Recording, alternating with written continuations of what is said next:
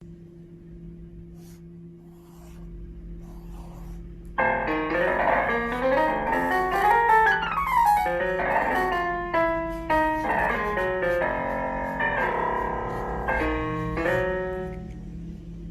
guys see what's going on here with the courts of the United States. Um, Today we're going to look at the courts real quick. As you know, Washington, D.C. is the capital of the USA, but each 50 states has its own capital and it has its own courthouse. These states' courts control, uphold the law, and they also make sure that people are getting justice. Okay, now there's four different levels of a court. Okay, got four different levels. Okay, so the first one is a municipal. That is your city court. So if you get pulled over for speeding, okay, you're going to get a ticket through the municipal court. A city court, like Asuncion Police pull you over, you get your parking ticket fee. I've got so many parking tickets in Wisconsin, where that's where I used to live. Not even funny. Okay, then you go here and you pay your fine, whatever. Okay.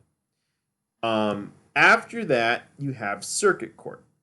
Okay, so let's explain what that means. All right, so you see these counties. Each state in USA has counties. I lived in Wisconsin. These are the counties of Wisconsin. Okay. Each county has a courthouse. Okay.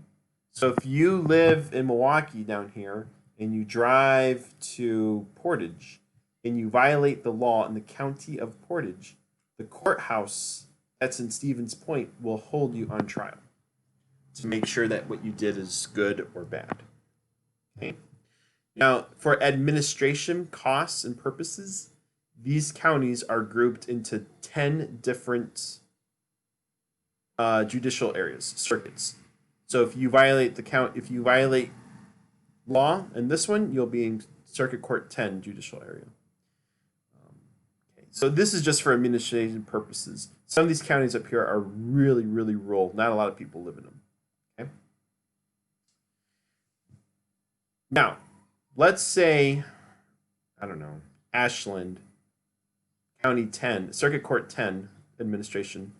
Ashland finds you guilty of violating the law.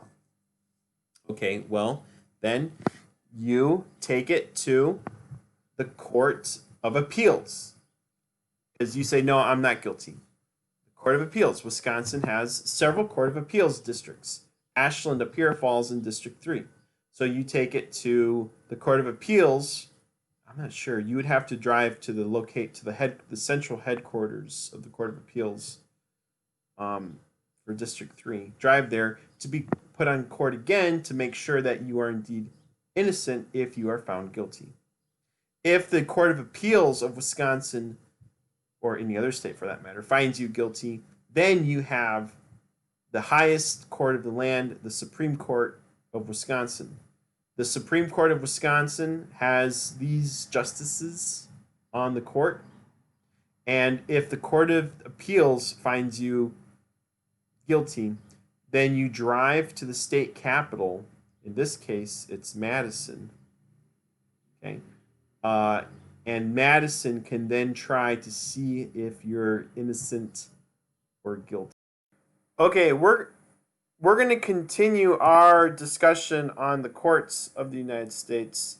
And okay, so we saw how Wisconsin can find you guilty for breaking a Wisconsin law, like if you murder someone in Wisconsin. But let's say now, oh yeah, remember, Washington D.C. and each state has a legislative Congress. They create laws. Executive, president, or state governor, they carry out the laws, and judicial uphold justice and make sure laws are constitutional. Okay, let's say Wisconsin found you guilty of murdering someone. Okay, well, that is violation of obviously state law. and federal law. I mean, you're not supposed to kill people. But let's just say, let's play around with this idea. Okay, so this is just real quick. This is interesting. Okay, so Wisconsin has all those state court circuits. We saw that. Okay, but it also has federal court circuits. Okay, so we saw federal court is all 50 states working together. So if you violate a federal law, then you can be held in not a Wisconsin court circuit, but a federal court circuit. Okay, so what kind of laws? Kidnapping and murders between state lines, tax eviction, counterfeiting money. That means making false money. Charges across state line. Okay, so when you do things across state lines, you're going to be tried in federal court. Okay. Wisconsin has 2 districts. That guy's in charge of Western District. That guy's in charge of the Wisconsin Eastern District. Many states have 2, 3, 4, 5 districts, depending on population. Wisconsin has 2. Some states only have 1. The reason for the districts is because you can't manage. Some states have such a big population; it's hard for the courthouse to manage all of them. They just need more. Okay, so let's say you violate federal law, and Wisconsin interfederal court finds you guilty. Let's say that you want to say that you're innocent. Okay, you can take your case from Wisconsin, federal law, Wisconsin, to a circuit court of USA. So circuit court 7, 8, 10, 9, 5 are the courts of appeals for federal cases. Okay. So where is that located? Well, let's say Wisconsin Federal Circuit Court finds you guilty. You then take it to the Court of Appeals. That's located under Diane Pamela Wood. She's in charge. And her headquarters is located in Chicago, just south, right here, just south of Wisconsin, just south of Milwaukee. Okay. So Circuit Court of Appeals 7. If you violate federal law in Wisconsin. If you violate federal law in Iowa, you'd be Circuit Court of Appeals number 8. If you violated federal law in Texas, you'd be number 5. Florida, you'd be 11. Okay, and you drive to that courthouse. In this case, we're looking at Wisconsin. That courthouse is in Wisconsin, in Illinois. And if they find you guilty, then you can appeal your court case all the way to Washington, D.C., where the 9 justices, there should be 9, will vote if you're innocent or guilty. Okay, and this is the highest justice of America, John Roberts. Okay, if you're in his courtroom, you've done some serious doo-doo. Okay, now, just for interesting here, we saw that the highest court of Wisconsin is the Wisconsin Supreme Court, located in Madison. Now, let's say, because Madison's the capital of Wisconsin. Okay, so let's say Madison. Let's say you kidnap.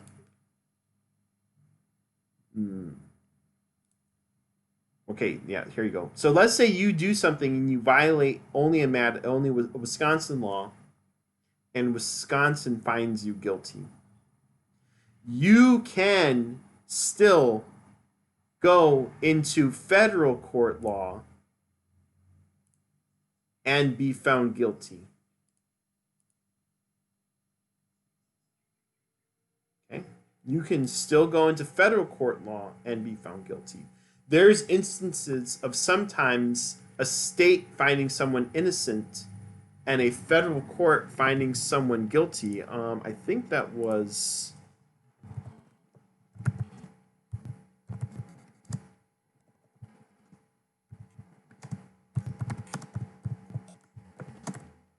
think